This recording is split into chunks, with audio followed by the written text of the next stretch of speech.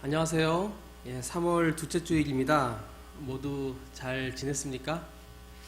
여전히 신종 코로나 바이러스에 대한 걱정이 계속되고 있지요. 별로 나아지는 기미가 보이지 않고 확진자가 점점 늘어가고 있다는 소식이 들리고 있습니다. 별로 참 이렇게 상황이 좋아져야 되는데 오늘도 이렇게 예방 차원에서 방송으로 예배를 드릴 수밖에 없습니다. 하지만 우리가 말씀을 더 깊이 묵상하면서 기도할 수 있기를 바랍니다. 그리고 오늘 나누는 말씀 가운데 하나님의 지혜와 사랑이 우리 모두에게 임하기를 또 간절히 소원합니다.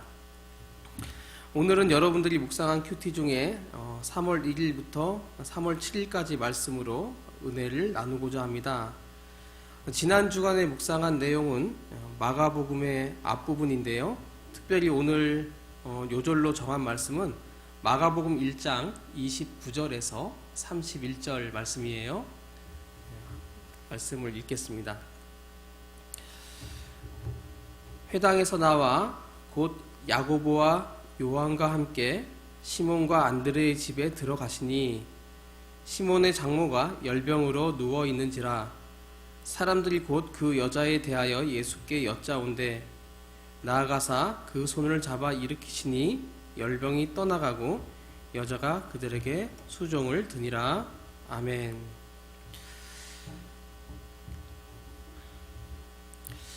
우선 마가복음이 어떤 성경인지 알아야지 오늘 말씀을 잘 이해할 수가 있습니다. 여러분들이 가진 묵상교재 청매 묵상 34페이지를 한번 같이 볼까요? 화면으로는 글자가 작아서 안 보일 테니까 여러분들 교재를 펼 수 있기를 바랍니다. 마가복음은 사도 베드로의 제자로 알려진 마가라는 사람이 예수님의 말씀과 행적을 기록한 성경이에요. 성경학자들에 따르면 마태, 마가, 누가, 요한 네 권의 복음서 중에 제일 먼저 쓰여진 성경이 바로 마가복음입니다.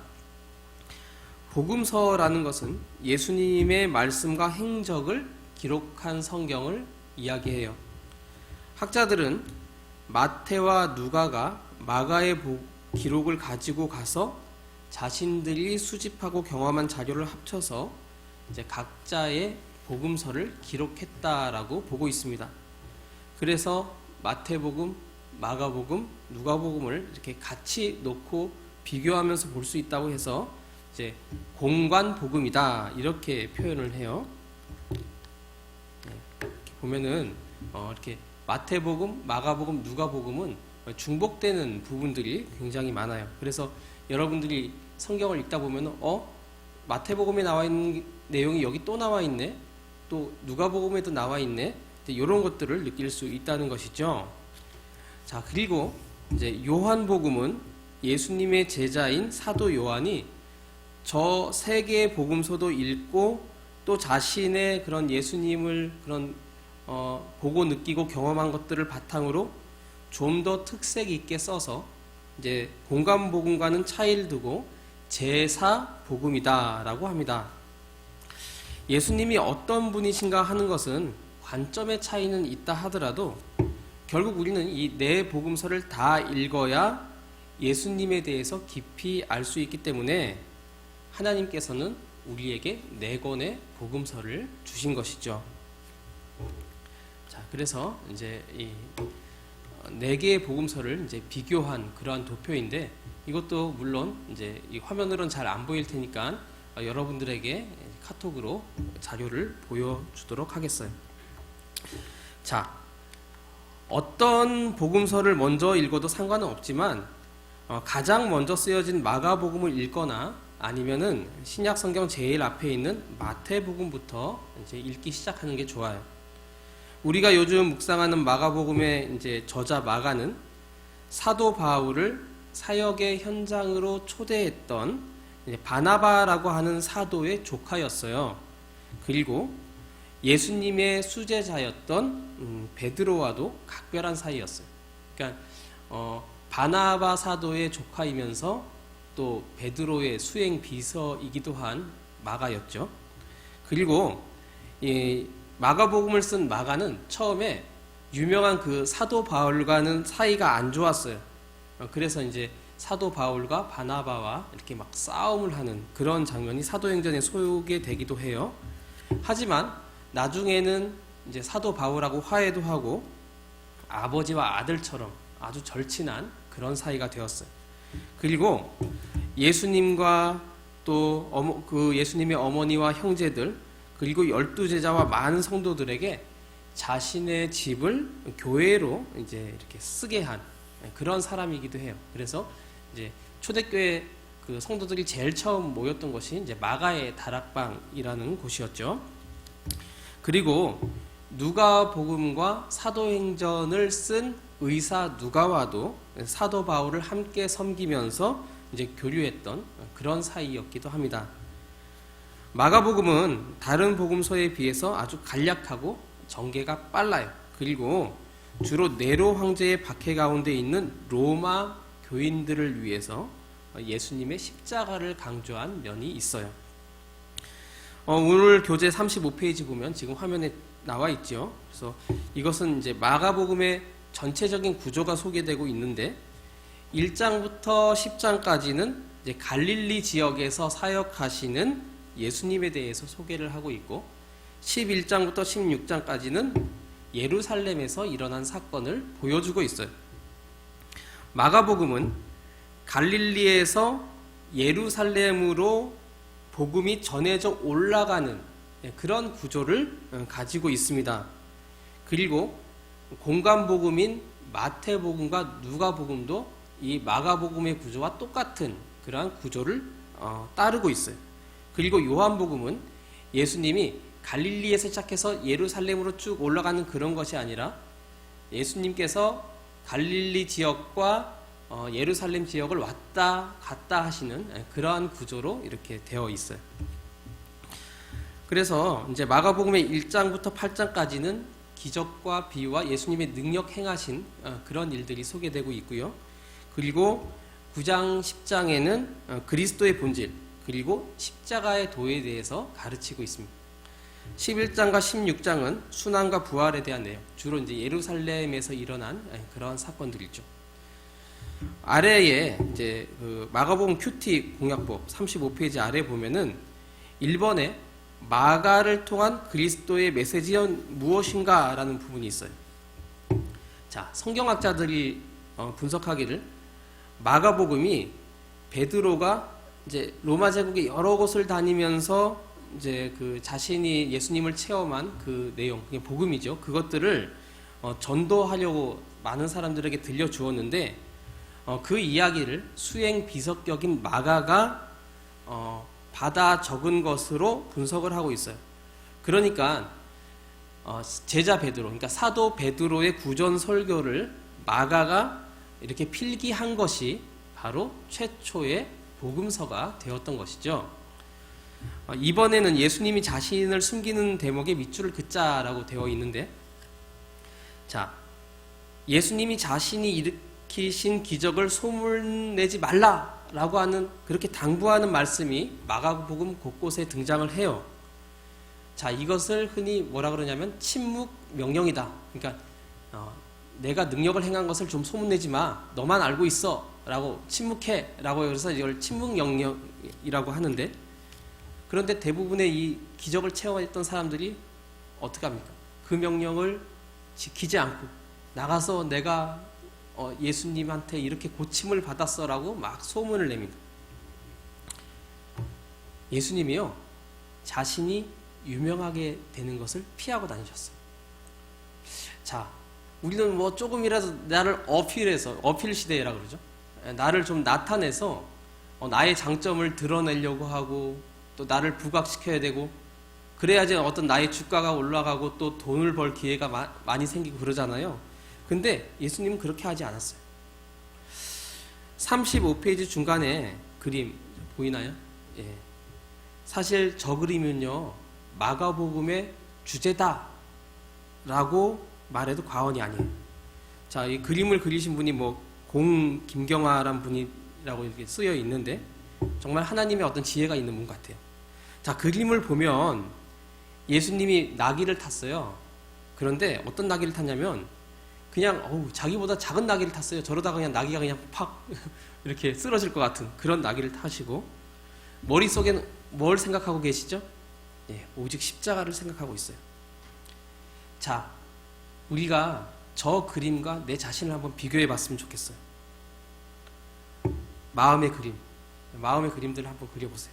머릿속에 하얀 도화지를 그리고 마음의 그림을, 내가 입고 싶은 옷이 무엇인지, 내가 신고 싶은 신발은 무엇인지 마음대로 한번 그려보세요. 그리고 내가 꿈꾸는 미래의 나의 모습은 무엇인가.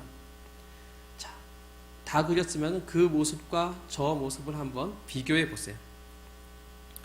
무엇이 다를까요? 목사님은 이런 상상을 해봤습니다. 정말 이제 미래 어떤 이 과학의 시대에 첨단 소재로 된 정말 그 파일럿의 옷을 입고 이제 상용화 될지도 모른다는 그 자가용 비행기, 이렇게 딱 보면은 저게 이렇게 가다가 날개를 펴고 확 날아간대. 자가용 비행기를 딱 타고 여기저기 날아다니면서 또 가면서 친구도 만나고 이렇게 막 말씀 강의도 하루 다니고, 그러면은 사람들이 정말 저 하늘을 나는 자동차를 보고 와, 저 멋진 목사님이네. 예, 그럴까요? 여러분은 어떠세요? 자, 우리는 각자 정말 멋지고 남에게 좋아 보이는 것들을 하고 싶어 해요. 예, 목사님도 마찬가지예요. 그런데 예수님 당시에는 로마 제국 시대를 해가지고 그때는 정말 좋은 탈 것이 무엇이 있을까? 저기 이제 배너라는 영화에 나오는 한 장면인데, 네 마리 말을 끄는 저런 멋있는 그런 마차를 타고, 예? 지위 높은 사람들은 저런 멋있는 말을 끄는, 그 한 마리도 아니고 네 마리나 끄는, 예, 저런 것들을 타고 다녔단 말이에요. 하나님의 아들이신 예수님은 정말 멋진 옷을, 왕의 옷을 입으셔야 되고 최고의 탈 것을 타야 되고 존귀한 왕으로 대접을 받는 것이 마땅하지만 오히려 어떻습니까? 반대로 허름한 옷을 입고 다니셨고 가장 저렴한 나귀를 타고 예루살렘 성에 입성을 하셨고, 환영을 받기보다는 자신이 짊어지고 갈 십자가만을 생각하고 계셨다는 것이죠. 실제로 마가복음의 도입부에 나오는 선지자 세례 요한의 그런 모습을 보면, 우리가 묵상해 본 친구들은 잘 알겠지만 세례 요한이 어떻게 옷을 입었다고 되어 있지요? 광야에 살면서 낙타털옷을 입었다. 야생이 있는 그 낙타털옷, 그리고 가죽으로 띠를 메고 멋있는 그런 브랜드 있는 그런 벨트를 맨 것이 아니라 가죽띠를 메고, 그리고 맛있는 요리를 먹은 것이 아니라 메뚜기와 들꿀을 먹고 지내면서 그 사람이 했던 일은 이제 곧 그리스도 메시아가 오실 것이라는 그런 예언을 하고 살았습니다. 이 세상의 어떤 것보다 하나님께서 주시는 것이 더 소중하고 값지기 때문에 이런 선택들을 할 수가 있게 되는 것이죠.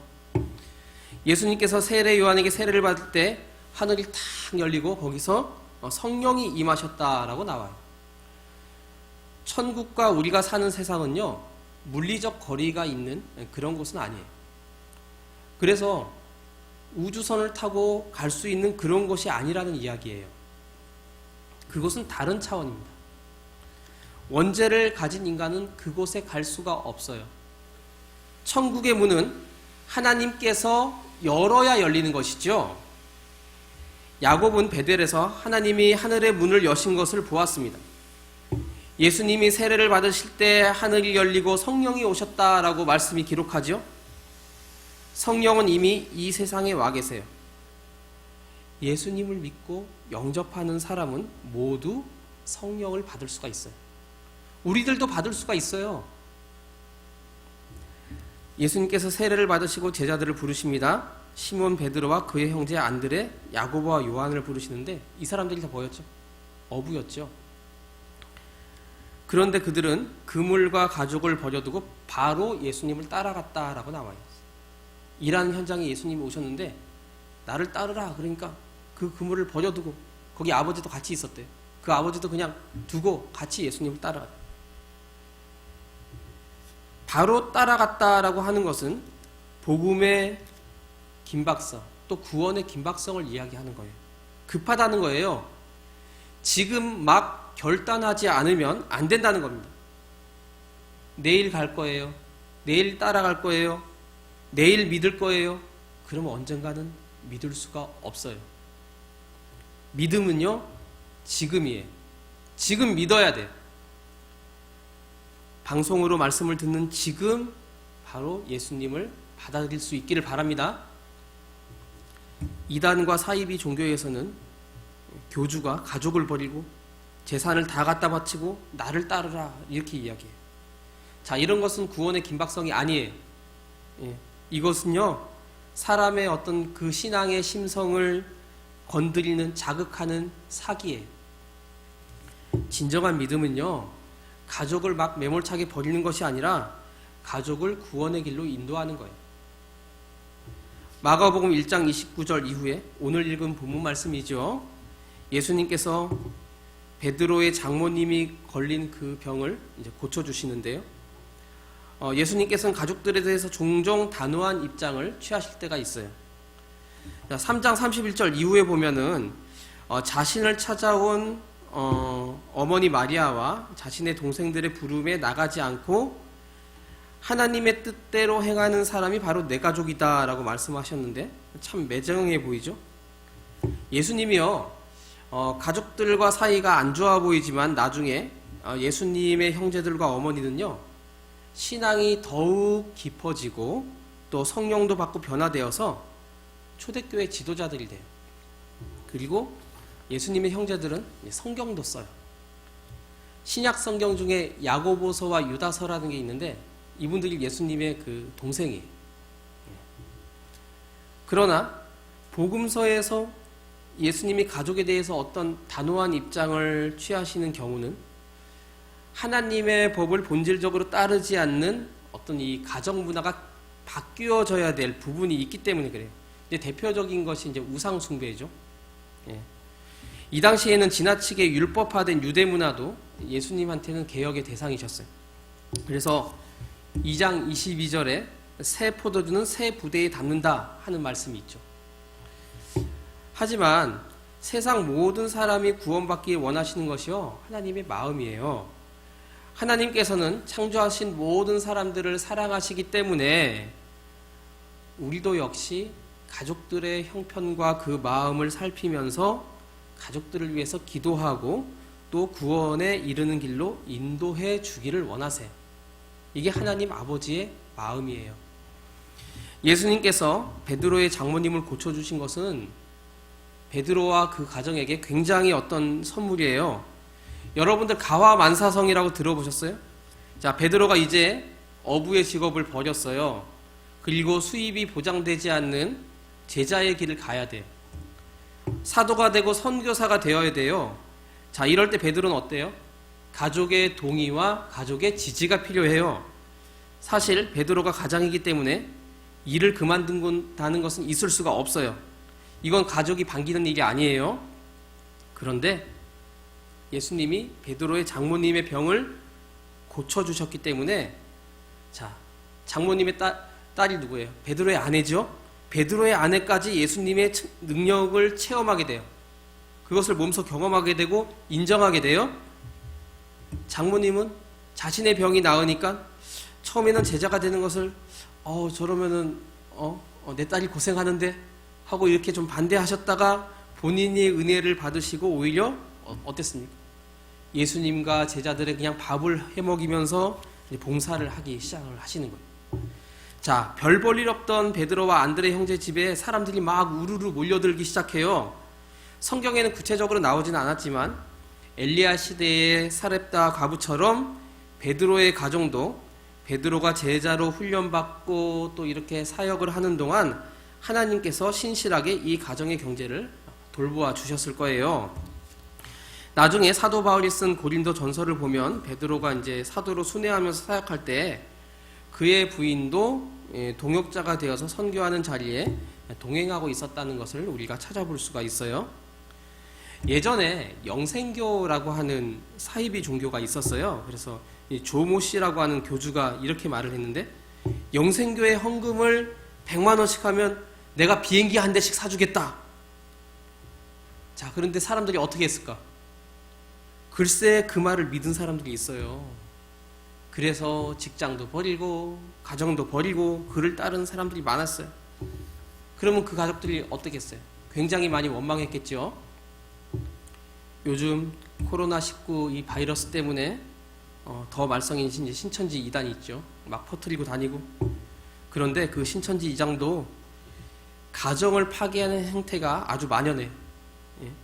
신천지의 이모 교주라는 사람이 주중에 기자회견이라고 등장해서 전염병을 퍼뜨리는 것에 대한 사과도 없고 우리한테만 뭐라고 하느냐라고 그랬는데, 그 자리에 신천지의 아들 딸을 빼앗긴 부모님들이 와서 막 이렇게 통곡을 하면서 내 자식 내놔라 하고 이렇게 울었어요.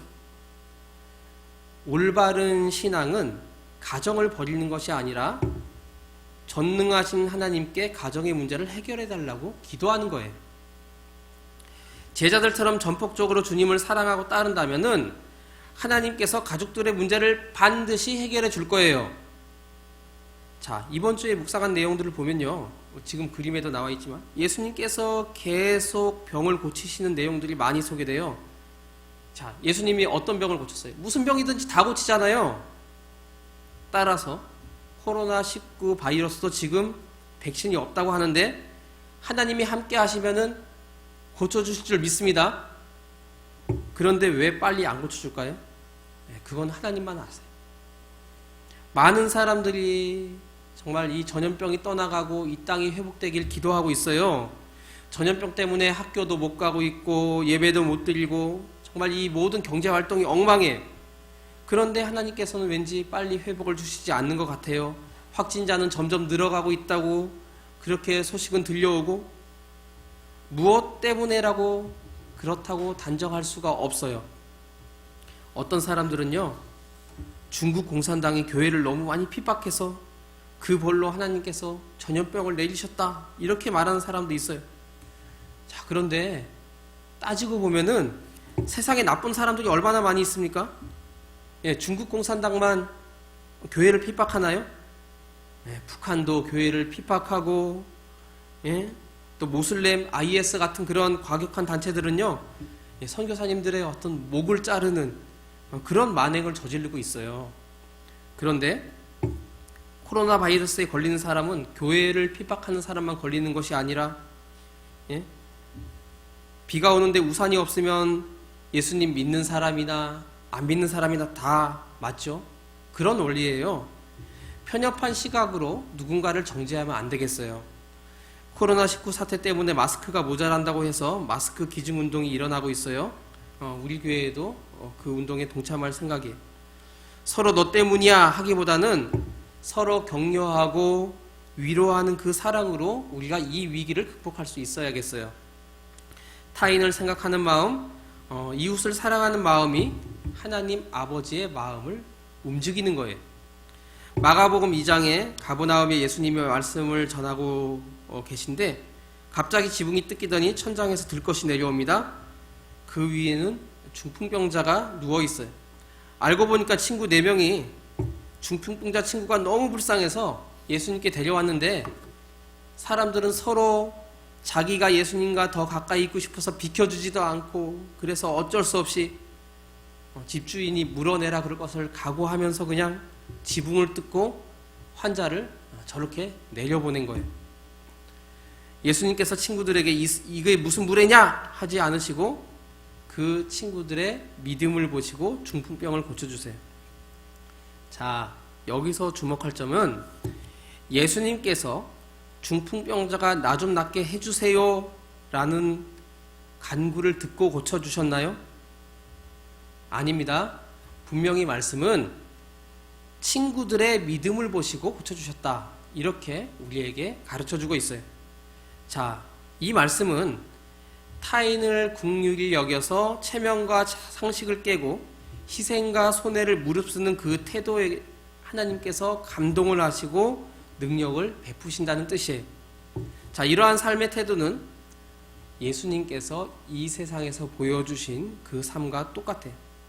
안식일에 정말 아무것도 하지 않고 이렇게 그냥 가만히 있는 것이 아니라 오히려 선한 일을 하는 것이 진정한 쉼을 가져다 주기 때문에 안식일을 범한다라는 그 비난을 무릅쓰고 예수님이 환자를 고치고 복음을 전하고 또 그런 선한 삶을 사는 것과 일맥상통한 그러한 내용이에요.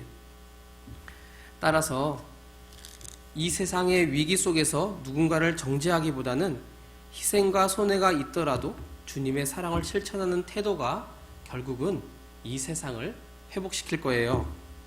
자, 비록 많은 활동이 제약되지만 이런 때일수록 말씀과 기도로 하나님을 만나며 더 좋은 진리의 길과 삶의 지혜를 찾아가는 우리 청소년부 친구들이 될 수 있기를 주님의 이름으로 축원합니다.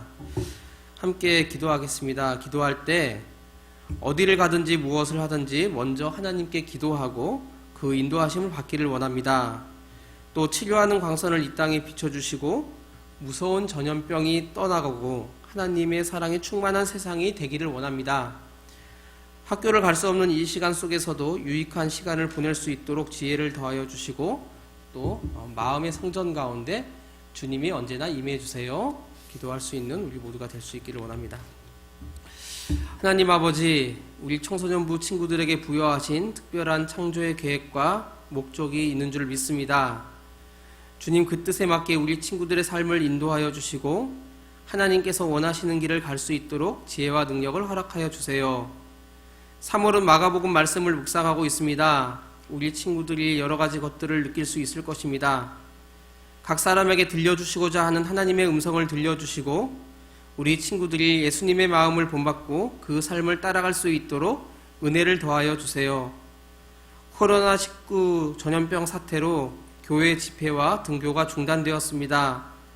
공부하는 가운데 지혜와 명철을 더하여 주시고 시간을 손해보지 않도록 돌보아 주시며 영혼과 마음과 몸이 강건해지며 이 상황 속에서도 예수님의 이웃사랑을 배우며 아름다운 친구관계 속에서 사랑과 우정을 키워나가는 시절 되게 해주세요. 이 모든 것 우리 주님 예수 그리스도의 이름으로 기도드립니다. 아멘.